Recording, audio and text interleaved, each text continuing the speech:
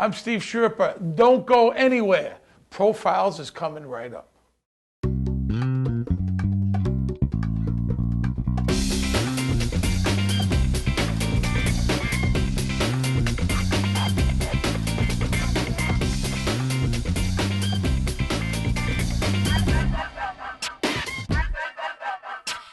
Welcome to Profiles. I'm Marlie Hall. Today's guest is actor and TV personality Steven Schirripa.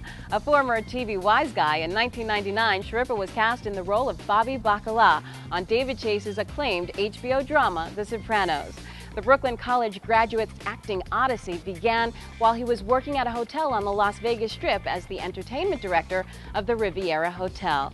After a short break, we'll join our host, Mickey Burns, as he welcomes the popular Steven Schirripa to Profiles.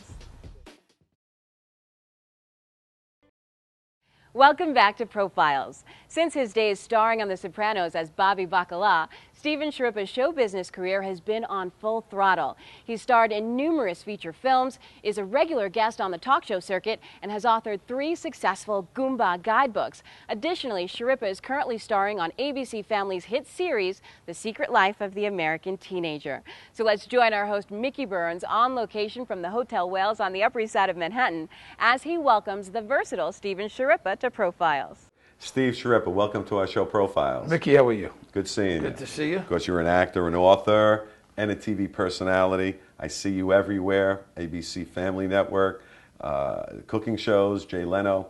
But my question is, back when you were growing up in, was it Bensonhurst, Brooklyn? Bensonhurst. Did you ever visualize having a show business career like you've carved out for yourself? Never in a 1,000 years. I mean, it was so far removed. I had never had any aspirations of any kind to perform. Not in school plays, not anything. Because I did read somewhere that you're kind of a rags to riches story. I did read that when you grew up in Brooklyn, that you were very poor. Grew up on welfare. I grew up, lived in a 2-family house. There were 7 of us in a small apartment. I have 3 sisters and a brother. I lived at home until I left. All through college, I lived in the apartment, and then it was time to move on. So I guess I was 20 or 21, and you know, not an easy time at all. You know, my father was in and out of our lives, and it was very difficult. You know, sure, I bet it was. And did your dad not have some connection to the mob of some sort? Well, he was a small time bookmaker, you know, who had gotten in trouble a few times, and you know, some people should just stick with what they know, and that's what he knew. And then when he tried to kind of go straight, it didn't work out for him in life, you know. He was in and out, and you know, my mother did a great job of raising kids, and none of us murderers or anything bad, and it was very difficult. So I know that side. I've been successful. I've been very lucky. Yes. I consider myself extremely lucky, and I certainly know the other side. You know. Sure. Now, as a way out, you did mention that you attended Brooklyn College. Went to Brooklyn College. Went to Lafayette. I went to John Jay College here in Manhattan for a year. What was your major? I graduated. I was a phys ed major, like every other guy. You want to do some coaching? Well, you know, I student taught in Coney Island, you know. Okay. And I think, you know, to be honest, when I student taught, it was at Mark Twain, which was a very good school. I realized then that wasn't for me.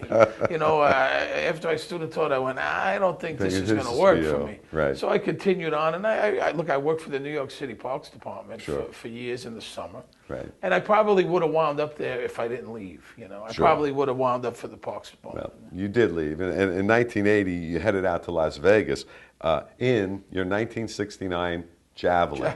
And surprisingly, somehow you made it there. I left here with a 69 Javelin and $1,500 or $1,400. And I arrived in Vegas with $1,000. And the thing is that I think the air conditioner broke like in Jersey. You know, so we went across the country, you know, to Vegas with no air conditioner. We left. We arrived in Las Vegas on July 4th.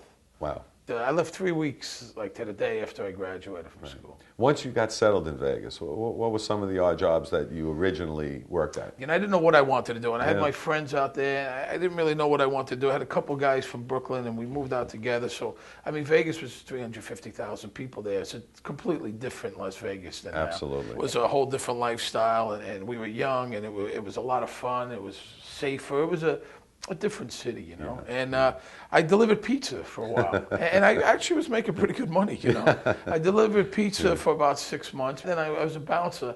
I got a job at Paul Anka owned a club called Jubilation, which was a very famous nightclub at the time. And I worked for him, so that was my first taste of the little celebrity thing. I met a lot of people there. How did you eventually get the job as entertainment director at the Riviera Hotel? Well, I moved to Hawaii for a short time. Did you? I kind of had enough of Vegas for a little bit. So I moved out there for about 6-8 months. And when I got back, I had met a friend of mine before I left in the club. Just a nice guy. He was an Israeli guy. Yeah. His name was Davo Dentz. You know, you meet people in your life along the way that at the time you don't realize they're very important to you, you know. He was just a good guy. He was a lonely guy. His family was in Israel. And he would come into the club. I'd buy him a drink. We'd talk. When I came back from Hawaii 7 months later, I ran into him, and he became the vice president of the Riviera. You know, and I didn't even know what he did, to be honest, you know, kind of. And he said, hey, you know, we're opening up a club. Maybe you'd be perfect. So I said, well, why not? So it was the Improv. And I had never been around show business at all, you know, really, not at all, you know. And again, with the tuxedo and all these comics, you know, we started running the club. And comics, some big names. I mean, at the time they were up and coming, but I mean, everyone from Ellen DeGeneres to Rosie O'Donnell to Sinbad to Bill Maher to Richard Belzer to Drew Carey and on and on and on. And then at one point, they asked me, hey, can you do this on your own? So kind of got rid of the Improv and did it on our own. And you did. So when they finally offered me the entertainment director job, which was years later, you know, it was about 10 years later, you know, for the time being, I was in the showrooms. I caught that tail end of having to tip to get a good seat, you know, which was in Vegas at the time the best job you could possibly have. Oh, I bet. So it was very much the barter system. Yeah. You know, you come in for dinner, I'll buy you dinner, you know, and next week I want to go to your place. And it was small and not very corporate at the time. As it is today. And how did that position as entertainment director enhance your move into acting? Well, you know, I met some comics who were doing stuff. Kevin Pollak was one of them. He's an actor and comic. A gentleman named Bruce Baum, who was a longtime comic, says to me, you know, I'm filming this thing. You'd be perfect. I just kind of wrote this thing. It's a little 5-minute sketch. You know, why don't you come to L.A. and do it? I can't fly out, but, you know, I'll pay you. So, you know, I got on the plane, and I never read a script before in my life. Didn't know anything. This was in the early 90s. You know? I mean, I got to tell you, I came home sky high. I mean, you know, we shot it, and there was other comedians there, and just a lot of fun. It took us all day to shoot this 5-minute little film piece, you know. And I remember coming back on the plane, and I was sitting next to this musician, and I mean, it was like a high, for real, you know, and I really, really enjoyed it. Well, I read also that one of your first roles was that of an extra in the Martin Scorsese movie Casino. Well, they came to the hotel to shoot that, and I auditioned for it, and they gave me a role. They said, maybe you'll have a line, maybe you won't. So I was in a scene with Frank Vincent, who I wind up working with later on. Frank Vincent, De Niro, another gentleman. It was a scene where he stabs him with the pen. And Frank was saying, go ahead. You know, just throw some lines out, say something, you know, just ad-lib, you know, react, blah, blah, blah. Oh, yeah. And so I did, and from there I got and if you go really slow motion, you could hear me saying, Joey, watch out, you know. I'm going to have to replay that scene. Yeah, and really slow. You'll see me really slow. And I got my SAG card from there. I also read that it was that experience in Casino when you decided really that you wanted to go full-time into acting. Well, you know, I mean, I liked it. I enjoyed it. I had a good time. And I was doing little bit things. Yeah. I was starting to get, whenever they would come to town, they did a Chicago Hope.